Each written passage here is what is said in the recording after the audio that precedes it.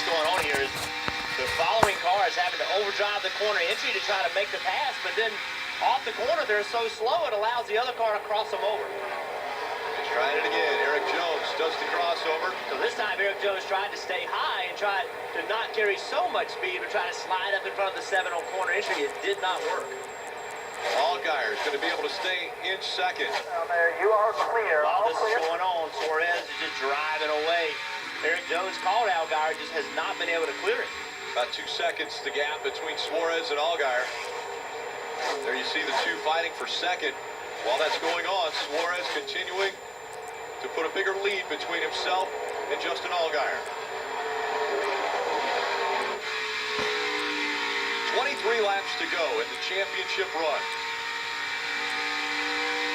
Dave. And Rick, on this run, there are times when Eric Jones has been as fast as his leading teammate. We have indicators on timing and scoring which show us who has the fastest lap, and Eric has been that a couple of different times. That's when crew chief Chris Gabehart radioed his driver, and he says, good, now I need absolute precision. Show me what you got. What he means is, drive by this guy here, go for the leader, and stay off that wall. Listen, both of these cars are faster than Suárez right now. They're about 0.3 a lap faster. So what's the strategy? Do you try to get by, if you're the 20, do you try to get by the 7, or do you work with the 7 and try to catch Suárez? It's only 21 laps left. Again, 0.2 faster. Justin Allgaier running second, Kelly. And he's been asking his spotter, TJ Majors, where the 20 car is beating him. TJ saying that he's able to roll the middle just a little bit better, but then he said, forget him, forget about the 20, just go hit your marks. As you mentioned, they're running a little bit faster than what Suárez is running out in front of them, so they're reeling in Suárez each lap. Now it's under 1.5 seconds the gap between Suárez and Allgaier. I think you have a great point, though, Jeff. What's the 20 do? Because every time he tries this move right here, it slows the 2 cars down. He's going to try to dive underneath the 7. Although this time he has a little better angle on corner exit. How much will it slow him down? Will the 7 be able to cross him over? And Allgaier gets into the wall. Allgaier into the wall coming off of 2. It slows his momentum down. Now it's difficult. He just needs to try to get back into his rhythm because this 20, in my opinion, is going to catch that 19. So how do you know how that battle's going to go? If they get into it for the championship, the 7 has to be there. He comes down away from the outside wall in the front stretch. That's so the spotter can see the damage on the right side. You can't see when you're up against the wall. So right here, the 7's really close to the wall. This 20 slides up. 7 makes contact, stays against the wall for quite a while. Doesn't look like any spoiler damage, though. Look at how close they're running, and then you get a little bit too close, and it sucks him right into the wall. That's a little harder contact than we've seen him make most of the day. But with the championship on the line, Justin Allgaier trying to do everything he can to reel back in the 20 of Eric Jones and the 19 of Daniel Suárez. Now it's Joe Gibbs Racing teammates running 1 and 2. And Daniel Suárez is going to have to start searching around, finding something, because his teammate of Eric Jones is running him down a ton. You see right here from 1.6 seconds to 0.6 seconds in just 3 laps. And remember, precision here. We're way faster. Be smart. The lap. Take care of it. Be smart. Will the race that Eric Jones just had with Justin Allgaier help him know how to pass the 19 of Suárez? We've seen what happens. You try to overdrive the corner entry, try to slide in front of him. Eric Jones was able to get that done with Allgaier. Was that a lesson he learned that he can now do to Suárez? And look how much faster Eric Jones is than Daniel Suárez at the line. The gap is closed now. Suárez just 3 car lengths in front of the 20 of Eric Jones, and Suárez not up against the wall. Jones all the way up against the wall, using that momentum. Little added grip right up against the wall. Dig deeper. You got this. Now Suárez right up against the wall as well, but he comes back away. Here comes the 20 of Eric Jones. He's got to run. Give him that top. What will he do with it? He stays up against the wall. You heard the spotter say, don't give him that top. You see right there, Suárez turns down away from the wall on corner exit. That is not what he needs to do. Now there are cars that are going to come into play here. They go to the bottom of the racetrack. trying to let the lead continue that battle up top. Suárez, a big run. It looked like Erik Jones had trouble getting into the turn. Yeah, I think Erik Jones got into the wall on corner entry. I was just getting ready to say how patient Erik Jones was being setting up the pass, but then he overdrives turn one and You're gets just into the fine. wall. Go get him. There you heard him. You're just fine. Go get him. And he is. He's closing the gap once again. We talked about it over and over and over. You know, the closer you get to the car in front of you, the easier it is to make this mistake. You just don't have the air on the car. You're trying to push to get the lead, and you just overdrive it just a little bit. And once it touches the wall, I don't think that's bad, though. I don't think that's as bad as Allgaier's was when he got into it. Suárez still out front, Mike. Yeah, and there could have been some foreshadowing of this battle. Suárez was asked at his media appearance earlier this week how he would race his teammate Erik Jones. He said, look, we'll help each other up until the green flag drops, but once that happens, each one of us is on our own. He says, there's two of us, but there's only one trophy. He said, throughout the course of the year, I've let him go, and vice versa. That will not be the case tonight. We're going to compete hard. We could see one heck of a finish in 13 laps, guys. He can't ride that rim like you, baby. Go get him. Erik Jones, the 20-year-old from Byron, Michigan. Population of Byron, Michigan, 581 people. And then it's Daniel Suárez, the 24-year-old from Monterrey, Mexico. Population of Monterrey, Mexico, 5 million people. Gets in the wall again. Once again, the closer he gets, the more he's got to throttle back a little bit, be a little more patient. It just takes the air off the car. So every time he gets within a couple car lengths, he gets into the wall. He's going to have to give himself a little bit of a cushion. When he gets to him, he's going to have to try to not to be right against the wall. Try to be a half a car length away from the wall. Daniel Suárez is doing a nice job as that gap opens up. He moves off the wall, gives himself a little bit more room. Right up against the wall and even some contact. Erik Jones, that 20 has continued to make contact as he pushes it ever so hard. And the 7 of Justin Allgaier has done a nice job after his contact with the wall, settling in third, and he continues to try to gain back on these front two. Rebounding from that contact, Allgaier trying to reel him back in. Closing in on the final 10 laps of the season. Look at the eyes, look at the determination of Daniel Suárez. Looks up in the mirror a couple times, understands what his gap is, but then look at the focus.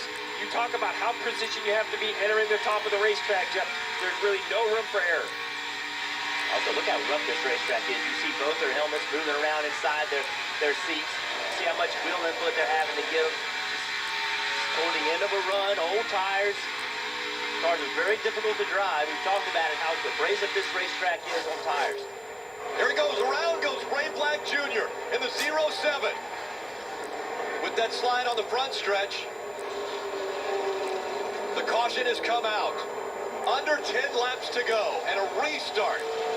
Crew chief, do you come to pit road for tires? Absolutely.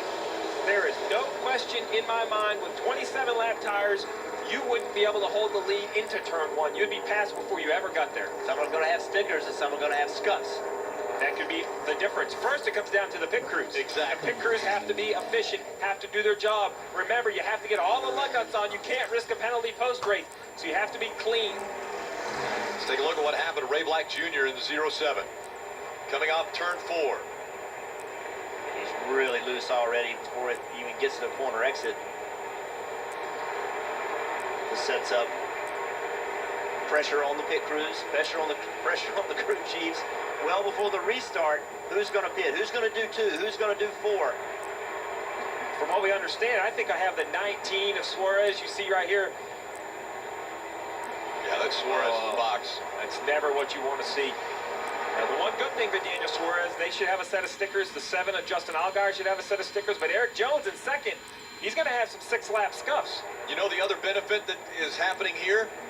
19 of Daniel Suárez won the pole. He also got the #1 pit stall. That definitely could come into play here. Absolutely, Rick. Let's listen to the 7 radio. All right, maybe we can save that last step for buddy. That's why we saved the last set. That's it. I mean, stickers versus scuffs, 6-lap scuffs doesn't sound like much, but 6 laps are a lot. You wouldn't qualify on 6-lap tires, and this is going to be close to a qualifying run. You're looking at maybe a 5-6 lap run to the finish.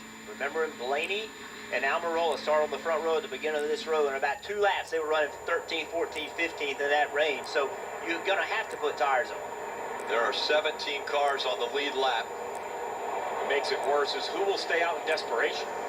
The championship 4, I believe, are all going to come to pit road, but is there someone else on the lead lap that'll stay out in desperation and really bottle up the entire restart? Does Elliott Sadler pit here?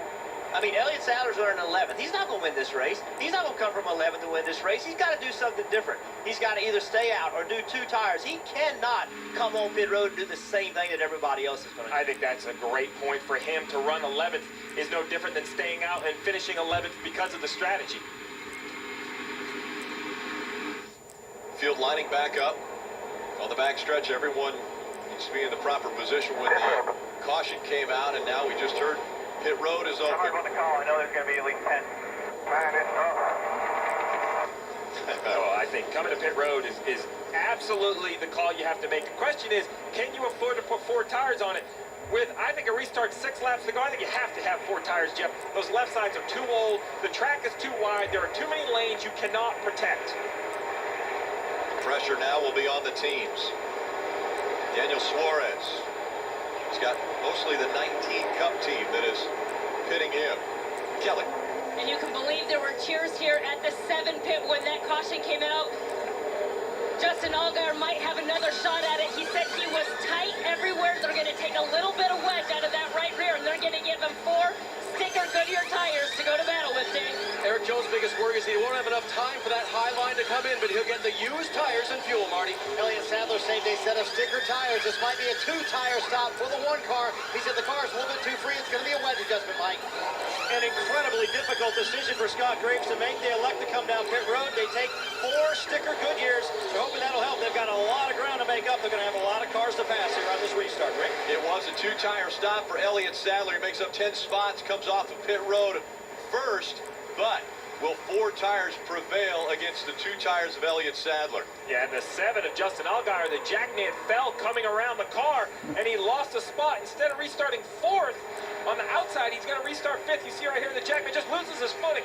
Great recovery. Could have been much worse, but that's all it takes. That right there is the 1 position. It was really, really close with the 3 off pit road. Our race off pit road had the 7 behind the 3. I'm sure NASCAR will confirm that at the camera, but if that's the case, starting on the bottom versus the top, big difference, Jeff. That's not the first jackman we've seen fall today. I wonder if that pit road is a little slicker than normal.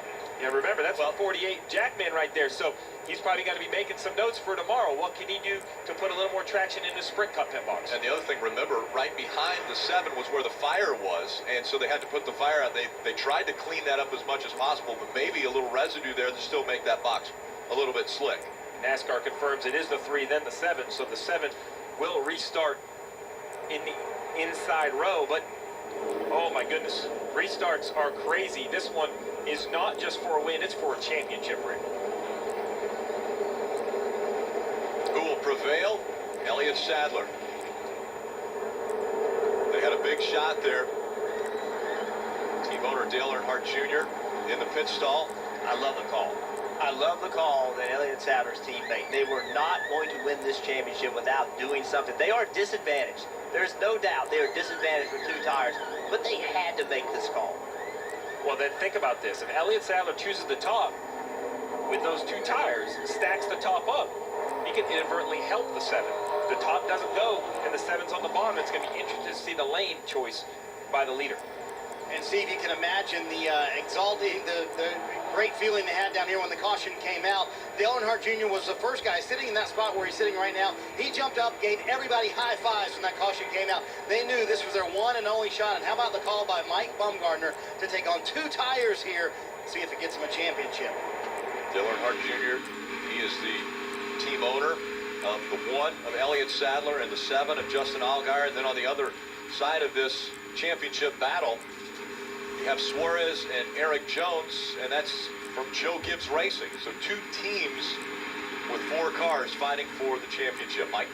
And Rick, listening to the radio conversation between crew chief Scott Graves and Daniel Suárez, it was a very difficult decision whether or not to come down pit road. Scott Graves was convinced that not many would come down and take tires. He anticipated that Suárez would have to pass as many as 10 cars in the closing laps. More cars came down pit road than they expected, and consequently, Suárez finds himself in a much better position than earlier anticipated. Erik Jones was told the entire tire story around him with his competitors. Then he was told, you need the restart of your life, and then block like, well, you know. And Rick, we focused on all the cars that came on a pit road, but the 14 of Cole Witt has decided to stay on the racetrack, and that has changed everything. That has taken Elliott Sadler on 2 tires. He's not the leader. He doesn't get lane choice. He must start in the bottom. All of that point I was trying to make about the 7 of Justin Allgaier, he's now on the top behind Erik Jones, behind used tires on the 14. I'm a little surprised with so much on the line that this 14 would stay on the racetrack. I think that helps Elliott Sadler. I think having a car stay on the racetrack on old tires that's going to have a restart, he's got to go first. Elliott Sadler can respond to that. He has better tires than a 14. I think that actually helps him. See, and I think it helps the 20. Because I think the 20 will be able to get to the outside of the 14, roll the top, and have the momentum. But this is why we race, Jeff. We're getting ready to see who's going to make the right move on the restart. It's all about how the 14 can launch. They're adding a lap. If the 14 has trouble launching, and the one car of Elliott Sadler does a good job of anticipating that, I think it's an advantage to him.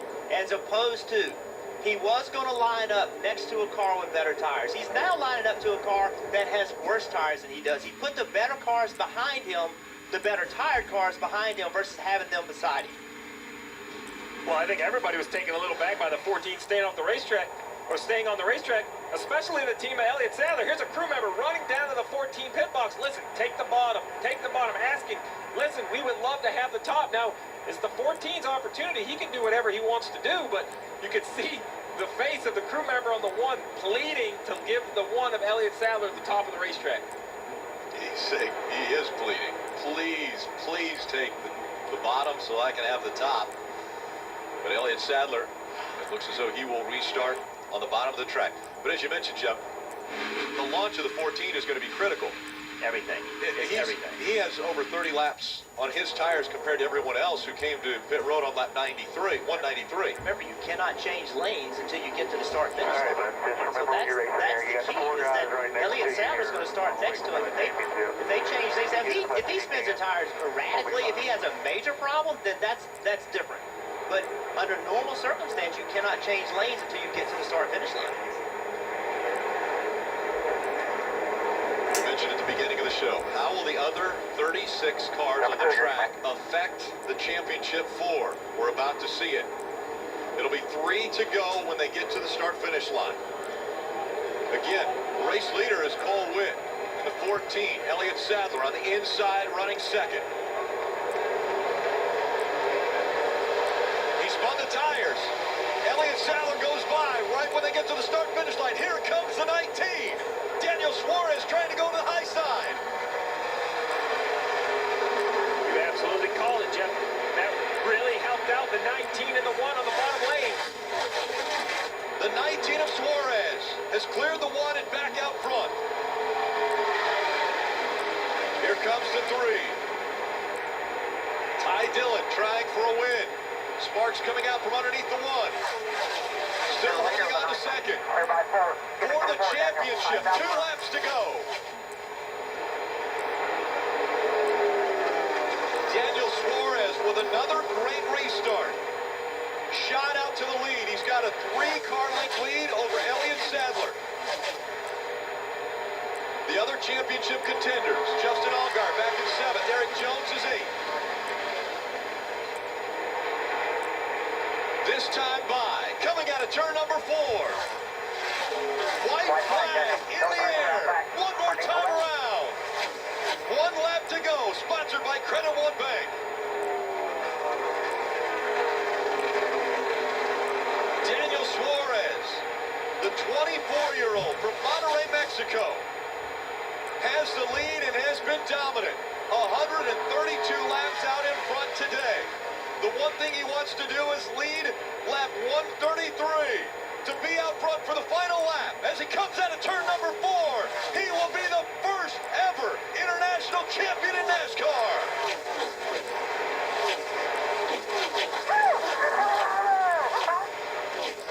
Thank you, guys. Thank you. Thank you. Outside, buddy.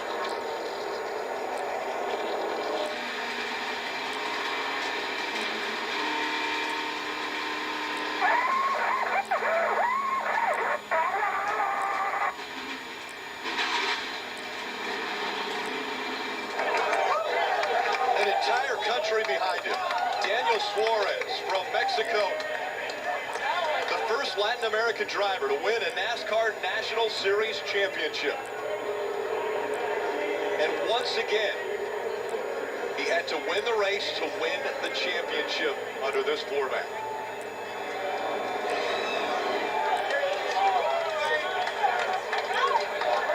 Coach Joe Gibbs celebrating with the team.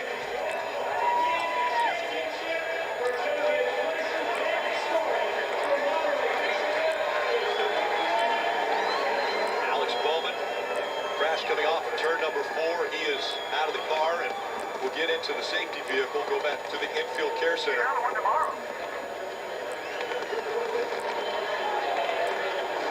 And the team is going to go see their champion driver.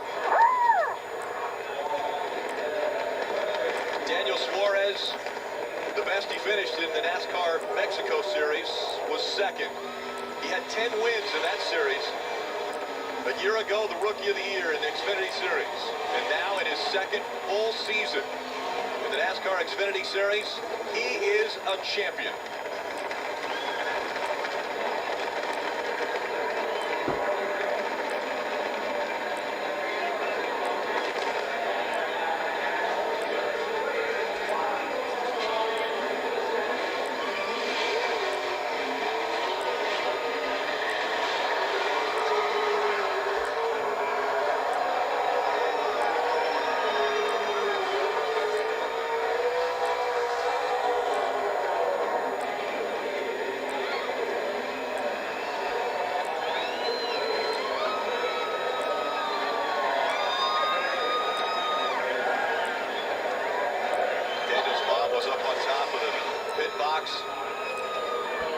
His dad was too nervous. Said he had to watch from the grandstands.